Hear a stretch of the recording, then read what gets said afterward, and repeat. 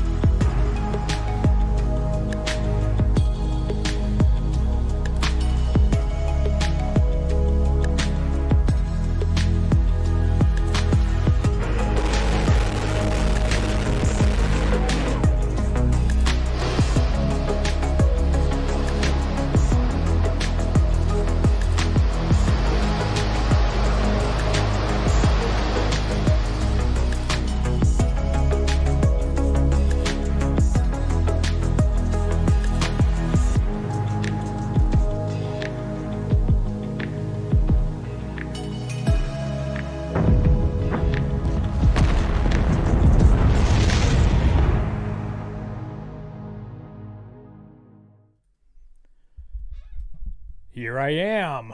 Welcome, everyone. Welcome. It's been forever since I've seen you. It really has. A couple weeks. Welcome to the show. It's not my show. It's SpaceX's show. I'm just along for the ride, just as all of you are. Let's go ahead and do our typical thing. Let's muster up. Where you from? What you munching on or sipping on? Got the American Ingenuity mug today. Yeah, I haven't repped this one in a while. Also got my Chutes tee on, brah. Love them Chutes because we do have parachutes on this mission. We're just not using them today, unfortunately. Although you never know. Maybe they'll have to abort. I hope not in mid-flight. But it would be a silver lining is that we would get to see some Chutes if they did, right? As you can see, I got to do it. It's always the opposite way. I got the SpaceX live stream rolling. They're sharing this one with NASA. So I bet this is in probably 720. Yep, 720. Thank you very much. That's your government dollars at work right there. Okay, here we go with the muster. We got Lake Kai, Washington. Taco Bell breakfast. Ooh, dude, those sausage crunch wraps, they fill me up so much, man. That's some filling food. Love it. Haven't had it in a long time. I'm jelly over here. North Carolina, Hawaii. Lawyer wife and I were talking about going to Hawaii, actually. It's on my bucket list. Orlando, Florida. Maybe you'll get to see the launch today. The weather, well, it looks like the weather's looking a little bit bluer now. It's pretty overcast here in Ohio, so that's depressing. Chillicothe, speaking of Ohio, what's up, Chillicothe? Pennsylvania, drinking a beer. North Carolina again, Raleigh. What's up, members and patrons, and thank you, mods, for modding. Ooh, a water bear. Sorry, ADD moment. Buffalo City, Wisconsin, New Jersey, Slovakia, pronounce that right, Austria, and Vancouver Island, San Antonio. What's up, everyone? Why is that dude molesting that other dude? Okay. So, what's up? Of course, I'm Kevin, coming to you from Ohio, Central Ohio. So, I've been getting a lot of emails lately about why I didn't stream last week or do a video on Friday, which is very rare for me to miss an episode. But and a lot of you were asking, is it because big tech censored me? And I wish I could say that was the case. I honestly do. I wish that was really what happened. But actually, some sad news. My dog Cairo passed away a couple Sundays ago on the 23rd. So that's why I didn't stream last week, because I just wanted to take that week to kind of bond and grieve with the family. So, we could support each other and get through that, especially Kunu Bear. Poor Kunu, he's still struggling a little bit with missing his friend. But I'm going to talk more about that at the end of tomorrow's episode, because there were some life lessons I learned from it. He did pass away unexpectedly from cancer that we didn't even know he had, because that's just the aggressive, silent type of cancer that he had. But yeah, we'll talk more about that tomorrow. But today I want to talk about why we're all here, and that's SpaceX's next Falcon 9 mission, CRS-22, a resupply mission to the International Space Station using the Cargo Dragon 2 capsule. Okay. Remember, they switched over from the previous version of Cargo Dragon to this new version with the last mission, CRS-21. So this is the second time they're going to have the Cargo Dragon 2 version, but this is a new capsule on a new booster, completely new rocket. It's very rare we see this. In fact, this is the first time we're going to see a new booster fly this year. All right, they've always used reused ones all year until now. Okay, so let's go ahead and go to big screen really quick, and we'll bring this down. Go to spacex.com/launches. You can click right there and be brought to this video right there. Again, NASA's also streaming it. That's why it's not 4K or anything fancy like that. There is a backup opportunity if they do scrub this one, but it's supposed to launch at about 1:30 today. If not, they will try again tomorrow. Of course, the brand new booster, will land on the drone ship. Of course, I Still Love You, that's stationed out in the Atlantic Ocean. Okay, let's see. And this stream will end about 12 minutes after liftoff, so keep on cruising, cruiser.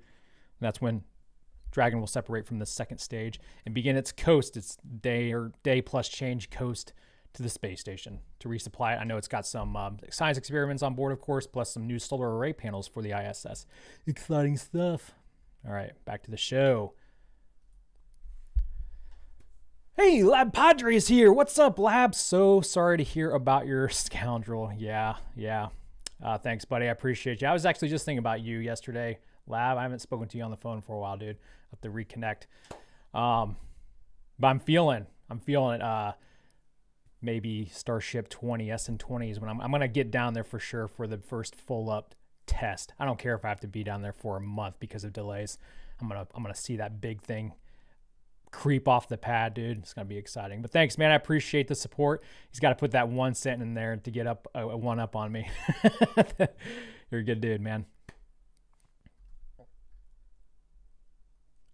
Yeah, thanks, everyone. Yeah, I know a lot of you guys really like Cairo. Of course, I've had him co-host this show quite a bit with the doggo cam. He was the one that was always yapping into the microphone. And if you followed me on Instagram back when I had Instagram or Twitter, I also most of my posts were about basically the shenanigans that Cairo was up to. He's just a weird, funny dog, man. That dog lived to live. I tell you what, just his mannerisms and his little intricacies. He was a good dog. He is a good dog. The lawyer wife and I have this agreement that we're going to talk in present tense because he's still around somewhere, right? He's in doggo heaven now. All right, we'll go big screen for this. We still got some blue skies, all right? Some big old clouds too. Look at them cumulus clouds.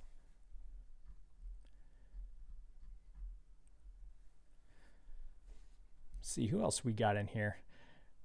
Thanks, Lab. I do that back to you, but I'm one of those weirdos that can't do I don't have the talent. I can't do that. I have to use the emojis myself.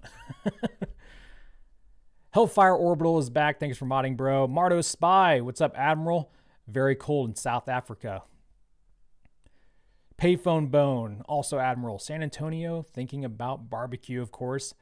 Must be warmer there than in South Africa, eh? And Eric Beavers, what's up, Cap? Denver stale office coffee. Dude, don't you run the office there? Get yourself some better coffee, brah. I don't know what kind. I heard Black Rifle's pretty good, but I've never had a cup. I need to have a cup, though. I say that every time. Irango Tango, Las Vegas. Every time I go to Vegas, I always overstay my welcome. Is that even possible to do? No, like when I go, I think Vegas is like a two-night minimum. 3 is really pushing it, because if I went, I think, for 4 nights once, and I came home basically dead on the plane. I got really sick, and I spent the subsequent like 2 days sleeping like for 48 hours straight. Vegas is definitely not more than a 3-night town. Kelly Harold, Buffalo City. She is smoking. Look at her. That dragon is smoking. Of course, that's from the cryopropellants being loaded onto the rocket, and then they have to vent that. Otherwise, the rocket will pop, because that coldness boils off and heats up as it heats up inside the rocket. And that pressure's got to go somewhere. So yeah, I've been spending the last few days, especially, catching up on all the latest and greatest SpaceX news. I think for tomorrow's episode, we're gonna do a brief recap of last week, things that we missed, because again, my show is primarily for people that just don't have time to look into this kind of stuff themselves, and it's just a convenient place to get your rapid fire news. So we'll cover some things we missed, some big things we missed last week, and then of course everything this week. And I'm basically done with my research now. Of course, I research up until the moment I publish the video tomorrow, but I got most of my research done. I'm about to start writing the script, and I'll be doing that as soon as the stream is over. I gotta say, although I'm glad to see another launch, I hate it when they launch on Thursdays, because Thursdays have definitely become my busiest days, especially since we've been doing Kevin's messages, and so I have to record that too. I typically do that on Thursday nights. Oh man. Oh well, beggars can't be choosers, and we're always begging for a SpaceX launch, right?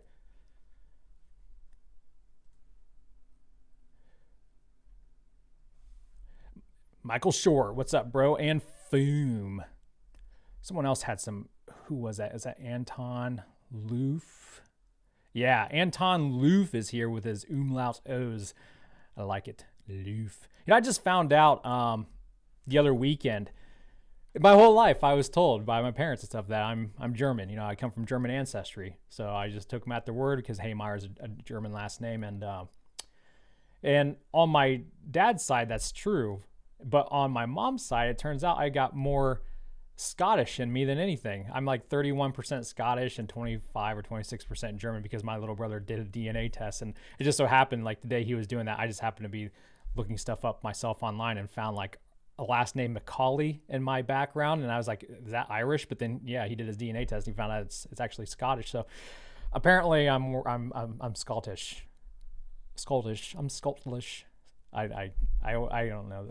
I can't do it. I've been told my Scottish and my Irish accents are no different from any other accent I try. I'm Scottish. I am the Scottish James Bond. Isn't James Bond really from Scotland? You would think I would know this, because I'm a huge Bond nerd. Foom, thanks. Thank you. What are you thanking me for? Thank you for that generous tip.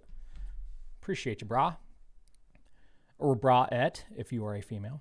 Ooh, here's a tricky name. Tricky first name. Elithan Harvey. I got the second name right. You have one of those guys that has a first name for a last name. I like it. Here, that Blue Origin is planning to use 304 stainless steel. Yeah, I actually did think I came across that the other day when I was doing some research. I didn't really dive into it too much, because Blue Origin isn't my focus, but it wouldn't shock me. I mean, would that shock anyone really, to hear that Blue Origin is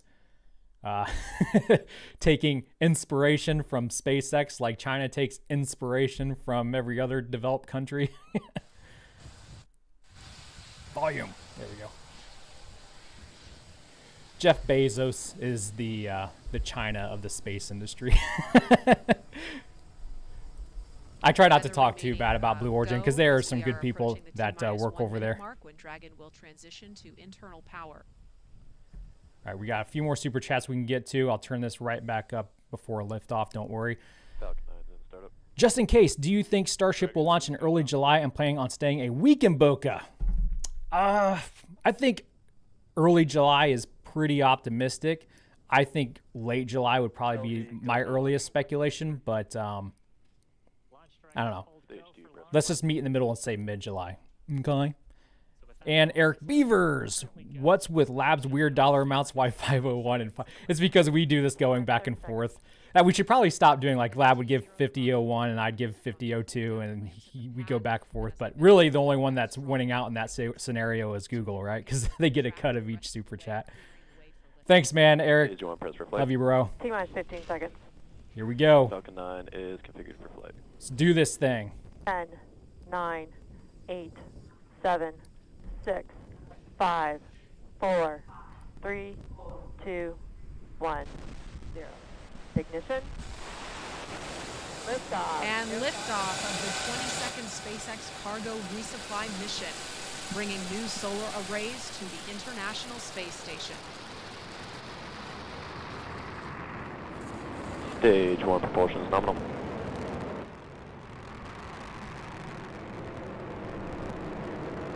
Some cloud licking. Tasty.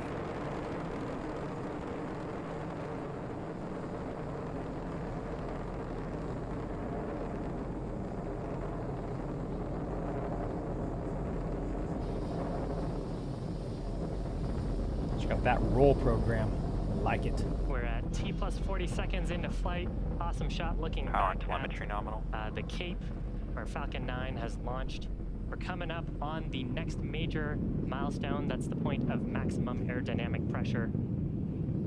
That's when the stresses on the vehicle will be the highest.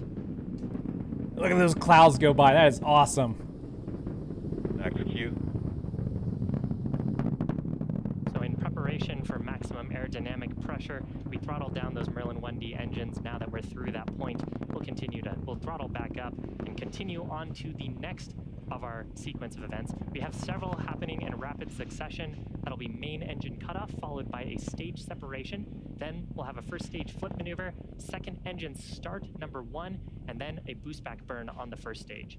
Now, main engine cutoff, or MECO, that's where all 9 of the Merlin 1D engines on the first stage will shut down. That's followed shortly after by stage separation, when both the first and second stages will separate. From there, the first stage will flip to prepare itself for entry. A few seconds later, the Merlin vacuum engine on the second stage will ignite to boost the Dragon into a low Earth orbit. That's called SES-1. And then finally, on the first stage, we'll have boost back burn start to slow down the first stage in preparation for re-entry. So again, those... All right.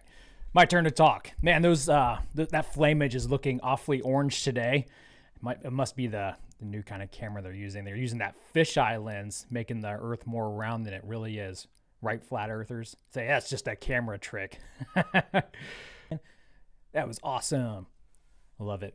I was like, is it lit? Maybe I'm just out of practice. I haven't seen one in a while. I don't know. Jeff Weiss.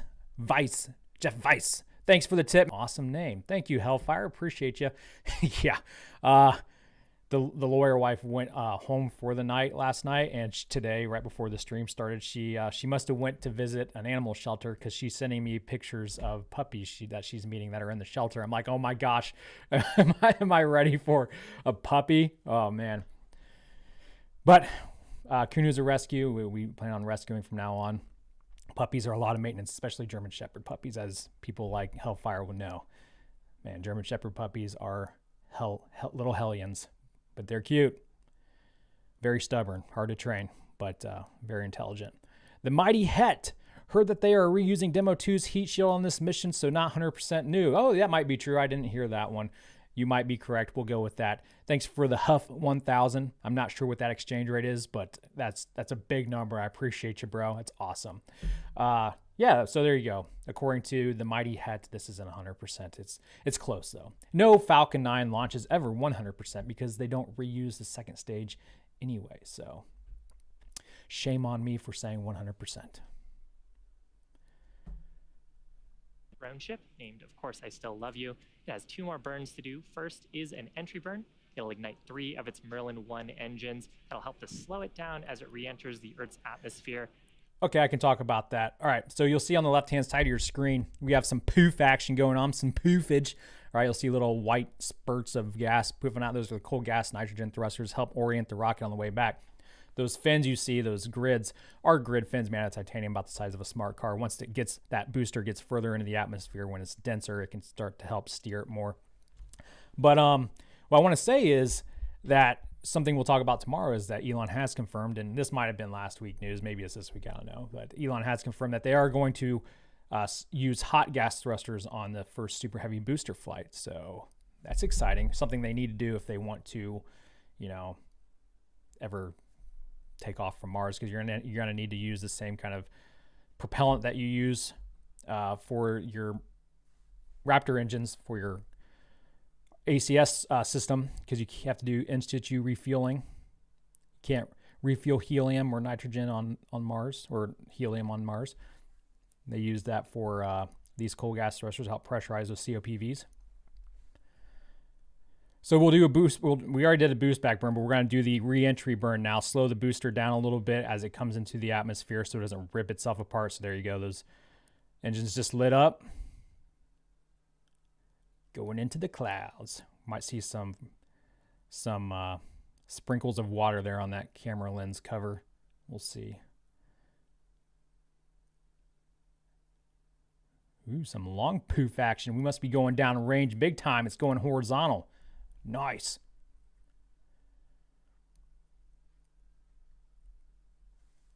Yes, hot gas thrusters are more efficient. Just think like Super Draco engines kind of like thing. And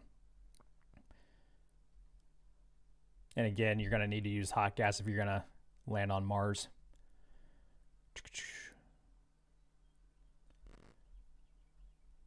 Stumps is back. What's up, Stumps? Love the show, Kev. Sorry for your loss. Thanks, man. I appreciate you. It was really hard. Like I'm really close to Cairo. He was my best bud, my little shadow. And let's turn this up a little bit. We'll get it back. Is what will bring the vehicle speed rapidly down to 0. Man, it's coming in hot. Look at that. I love seeing that that wind come through the grid fence. Yeah, it took me like for the last the 3 days after Cairo passed, like it was unexpected. I didn't eat anything because I was so sad, like I wasn't hungry. But we're all doing better now. Time heals all wounds kind of thing. Keep that camera. Come on, baby. Let's turn it up now. Stage 1 landing leg deploy.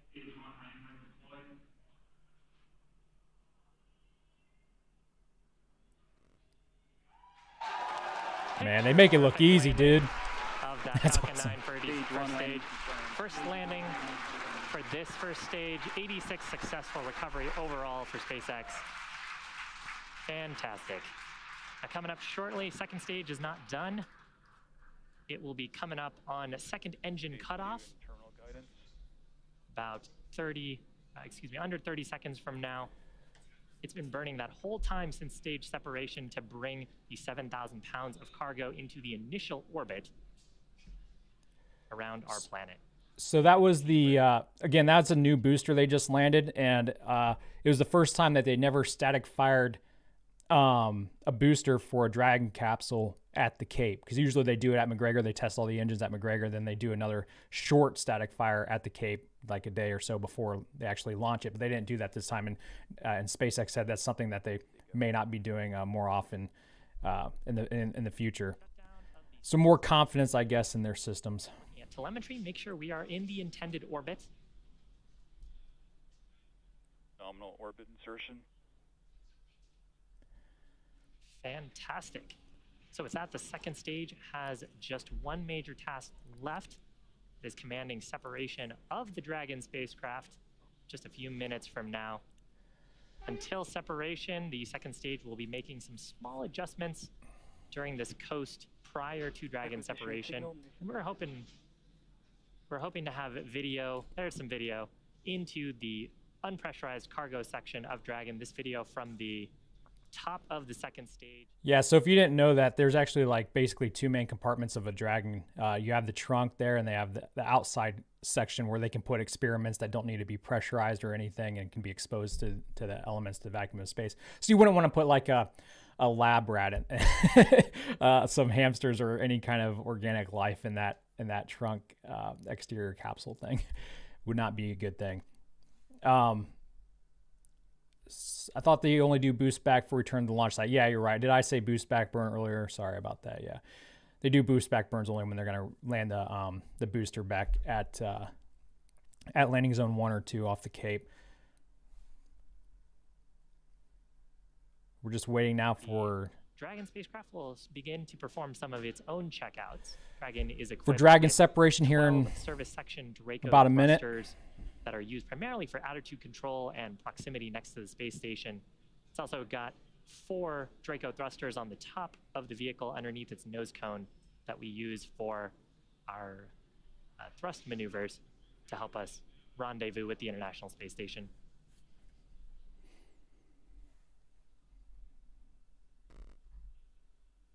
So again, successful ascent, successful recovery of our first stage just a few minutes ago. You're looking at a live shot into the Cargo Dragon unpressurized section from the second stage that is in orbit around our planet. Our next major activity coming up shortly, that is Dragon separation from Falcon 9's second stage.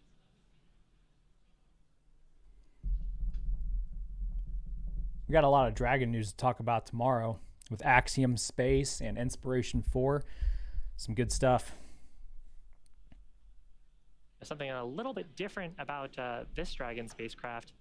If you followed our first version of Dragon, you'd know that it had deployable solar arrays. This version of Dragon has conformal solar arrays on the body of the spacecraft. So those are mounted along the exterior panel of the trunk that we're looking into right now. Those provide power for the spacecraft as it makes its way to the space station. Dragon separation confirmed. There she goes. Lovely. Planet Earth on the left-hand side.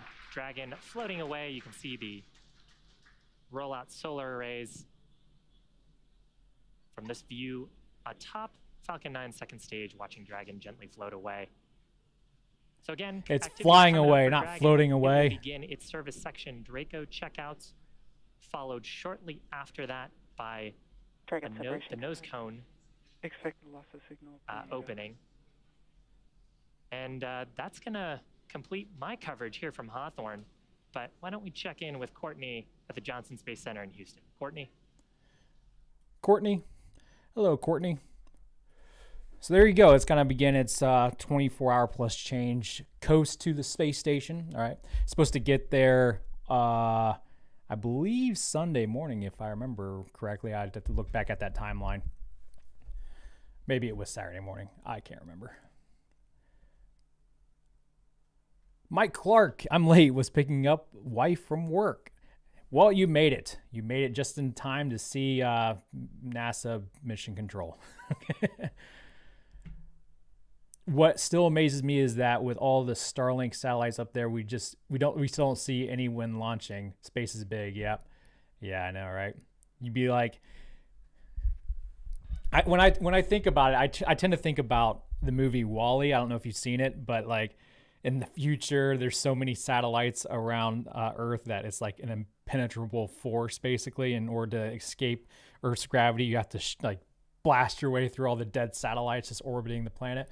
That's what I tend to think about. But yeah, it's a big sky. Okay, there's plenty of room up there. And although they did just have some space debris hit the Canada arm on the space station, do some damage the other day, so it's not like completely void of it, and it is a big sky.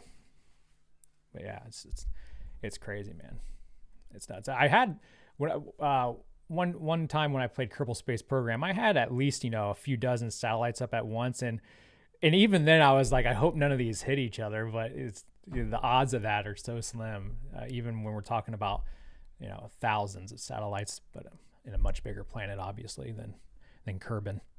Caesar Pigado, sorry for your loss. I lost my buddy of 15 years over a month ago, but now dealing with a puppy, and yes, a lot of work.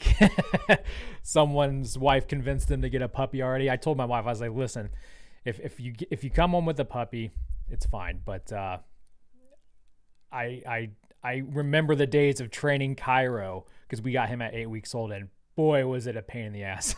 But we love him.